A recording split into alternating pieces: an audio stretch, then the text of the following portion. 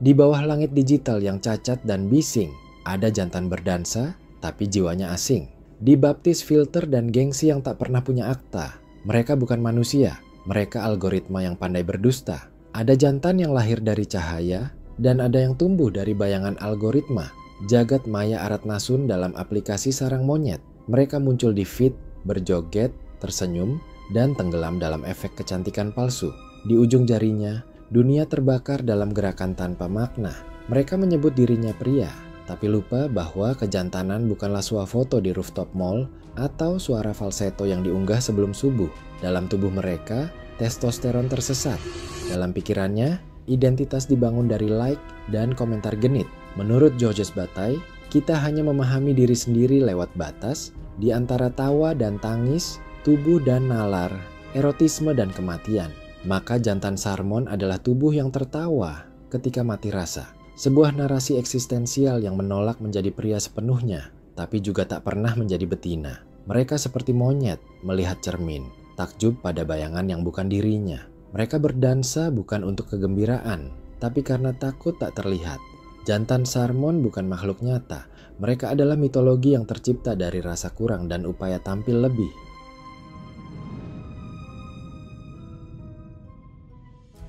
Dia menari bukan karena ada irama, tapi karena takut dilupakan.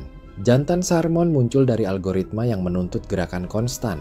Setiap scroll membawa tubuh-tubuh yang goyah dalam pencitraan. Setiap joget bukan tarian, melainkan pertunjukan tanpa panggung. Seperti burung yang mencabuti bulunya sendiri agar bisa viral. Bukan bakat, bukan cerita. Yang penting adalah tampil. Di tengah deret musik remix dan caption motivasi murahan, jantan Sarmon menjadi badut digital yang menyeringai di antara sinyal lemah dan baterai 5%. Byung-Chul Han dalam The Transparency Society menulis, di era hiperkomunikasi, manusia bukan lagi subjek, tapi komoditas. Maka jantan Sarmon menjual dirinya sendiri dengan harga receh, perhatian sementara dan komentar singkat. Tapi di balik layar itu, ada kehampaan yang tak bisa diedit. Mereka menari agar tak perlu berpikir. Mereka berjoget agar tak perlu bertanya siapa mereka sebenarnya. Apa jadinya kalau tubuh terus bergerak tanpa arah? Ia hanya akan jadi bayang-bayang yang menabrak tembok sunyi dan retak dalam diam.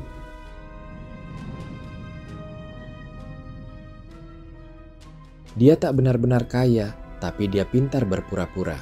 Jantan Sarmon mengenakan pakaian seperti badut algoritma, berdiri di samping mobil ayahnya, tersenyum penuh rasa bangga, seolah kerja kerasnya telah membuahkan hasil. Tapi kunci yang ia pegang bukanlah kunci sukses, melainkan kunci garasi rumah orang tuanya. Pamer jadi ibadah baru, dan aplikasi sarang monyet adalah altar suci tempat mereka memajang dosa-dosa palsu. Thorstein Veblen dalam The Theory of the Leisure Class menulis, perbandingan yang tidak sehat muncul ketika kekayaan ditampilkan bukan untuk fungsi, tetapi untuk harga diri sosial. Maka jantan Sarmon bukanlah manusia sejati, tapi etalase berjalan. Ia hidup bukan untuk membangun, melainkan memalsukan. Tapi dari balik kaca gelap mobil sedan yang ia unggah, terpantul bayangan wajah yang tak pernah benar-benar puas. Bahkan kekayaan pinjaman pun tak bisa menambal rasa rendah diri yang menempel dalam molekul genetik. Yang mereka punya hanya kilau semu. Tapi kemewahan tanpa pondasi hanya akan jadi reruntuhan yang indah untuk diposting.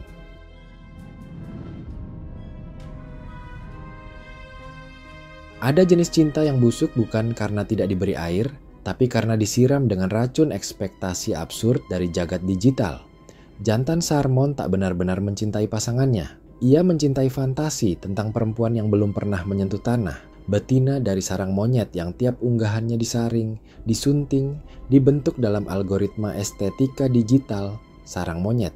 Lalu ia pulang, menatap pasangannya seperti katalog yang salah cetak. Apa kamu bisa seperti dia?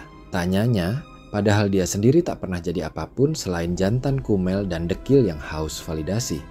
Menurut Roland Barthes dalam A Lover's Discourse, cinta modern telah menjadi permainan citra. Mencintai berarti ingin dicintai kembali. Bukan sebagaimana kita apa adanya, tapi sebagaimana kita terlihat. Maka tak heran, cinta ala jantan Sarmon bukan pelukan, tapi perbandingan. Bukan pengorbanan, tapi permintaan. Pasangannya jadi statistik, bibir kurang ranum, pinggul tak seelok seleb sarang monyet. Cara bicara tak sehalus figur ilusi. Ia membandingkan, sambil lupa bahwa dirinya pun bukan siapa-siapa. Karena jantan Sarmon yang menjadikan cinta sebagai daftar tuntutan, pada akhirnya hanya pantas mencintai refleksi ponsel sendiri.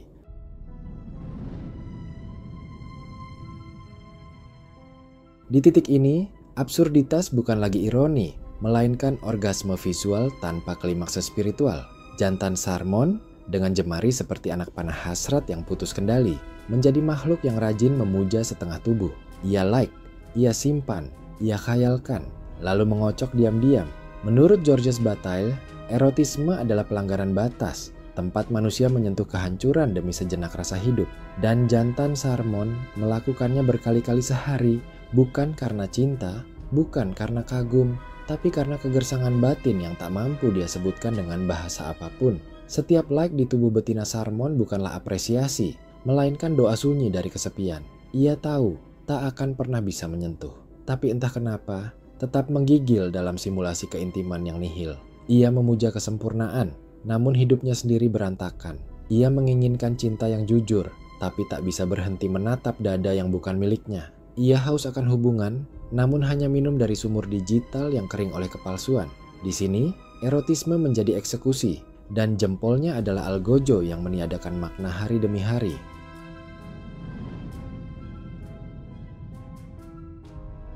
Ia berdoa agar diberi pasangan yang setia, lembut, sabar, pintar, dan cantik tanpa celah. Namun malamnya, ia mengecup layar ponsel dengan tangan yang lengket oleh kekalahan. Bukan kemenangan cinta yang ia perjuangkan, tapi ritual kosong dari genggaman sunyi. Menurut Søren Kierkegaard, manusia modern hidup dalam despair, keputusasaan yang tidak ia sadari. Ia tahu apa yang benar, tapi tak punya keberanian untuk menjalaninya. Jantan Sarmon tahu ia harus memperjuangkan cinta yang nyata, tapi ia lebih memilih cinta semu di dunia maya. Lebih mudah berfantasi daripada berkomitmen. Ia ingin wanita berhijab, tapi menyimpan bookmark betina Sarmon dengan crop top. Ia ingin istri yang pintar mengaji, tapi ia juga tak tahan jika tak melihat tarian erotik dari aplikasi sarang monyet setiap malam. Ada paradoks yang merobek jiwanya. Ia ingin dicintai karena kepribadian, tapi ia menilai wanita dari algoritma dan buah dada. Ia ingin diterima sepenuhnya, padahal ia sendiri hanyalah serpihan ambisi dan pelarian dari harga diri yang roboh. Ia mencintai apa yang belum nyata, dan menghindar dari apa yang mungkin sejati. Ia tak benar-benar ingin pasangan, ia hanya takut sendirian tanpa distraksi.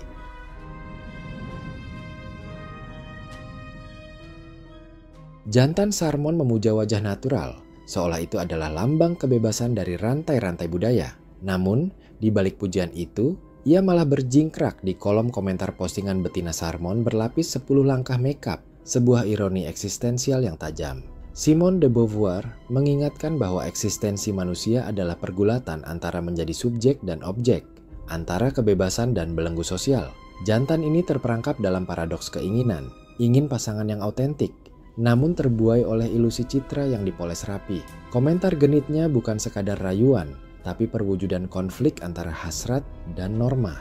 Dalam permainan maskulinitas yang rapuh, ia mencoba menguasai dunia perempuan melalui kata-kata yang justru mengukuhkan belenggu-belenggu yang dibencinya. Sebuah tarian gelap antara penolakan dan pengakuan, antara kebebasan yang dicita-citakan dan kenyataan yang dijalani.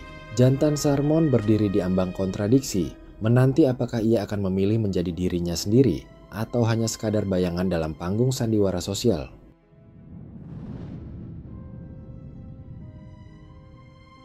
Ia berjalan di antara lorong mal dengan pinggul digoyangkan seperti gempa ringan. Bibirnya ombre, pipinya bak stroberi matang, dan kaos crop topnya memperlihatkan pusar yang tak tahu malu. Ia bukan lagi jantan atau betina. Ia adalah tanda baca yang diketik dengan caps lock dan error tata bahasa. Menurut Michel Foucault, identitas bukanlah kebenaran tetap, tapi efek dari kekuasaan dan wacana yang terus berubah. Jantan Sarmon versi ini lahir dari persilangan tragis antara algoritma, kelam masa kecil, dan kebingungan akan makna maskulinitas di tengah kerusuhan citra. Ia tak sedang memberontak, ia justru sedang tunduk. Tunduk pada gelombang eksistensi yang menuntut sorotan dan pujian cepat.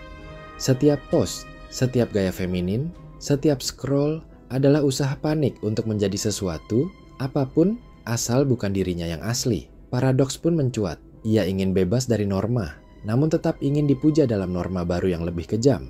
Eksentrik demi validasi, Ia ingin menolak patriarki, tapi ia juga memburu perhatian patriarki dengan dandanan flamboyan dan senyum palsu. Ini bukan ekspresi, ini adalah pelarian.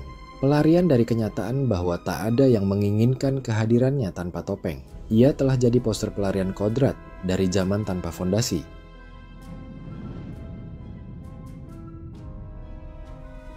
Di balik layar ponsel, dunia berubah jadi panggung sandiwara tanpa akhir. Jantan Sarmon berdiri bak raja tanpa mahkota, memamerkan mobil Porsche yang hanya ada dalam citra. Parkiran mall jadi altar ilusi yang dipuja.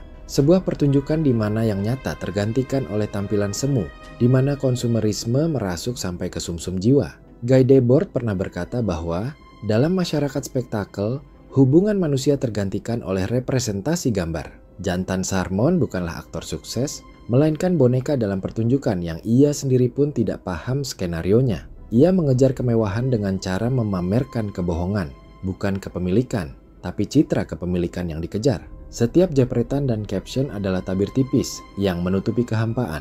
Setiap like adalah angin kosong yang menggoyangkan kedok sandiwara ini. Ia terperangkap dalam lingkaran cermin di mana ia memuja bayangannya sendiri, padahal bayangan itu hanyalah pantulan kehampaan dan kepalsuan. Malam datang, layar mati, dan ilusi runtuh. Tak ada mobil, tak ada kemewahan, hanya sebuah pria yang berdiri di parkiran, terperangkap dalam tirani tampilan, kehilangan dirinya di tengah sorak-sorai aplikasi sarang monyet.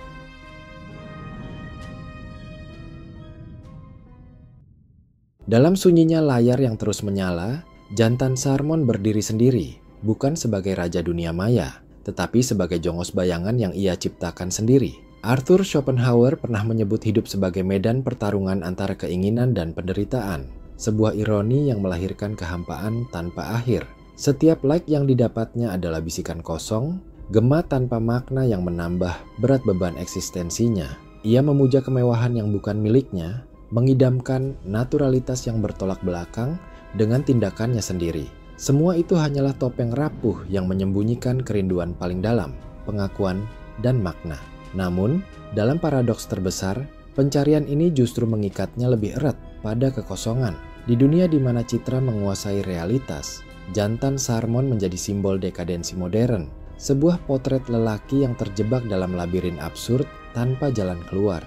Layar mati, suara sunyi, dan ia tetap berdiri di sana, sendiri, tanpa pengikut, dalam kehampaan yang abadi. Sebuah kesadaran pahit yang menggugurkan harapan, bahwa di balik gemerlap digital, Jantan Sarmon hanyalah bayang-bayang yang menari dalam kegelapan. Akhirnya, Jantan Sarmon tak punya apa-apa. Selain jempol yang lelah dan pandangan yang fana, ia bercinta dengan layar, bermimpi lewat emoji, dan mati perlahan di dalam notifikasi yang sunyi. Ya Allah, suaranya gregetan.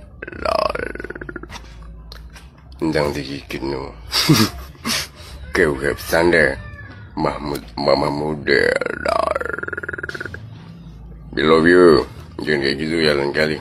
What the fuck, man? Vinci, defeat, victory.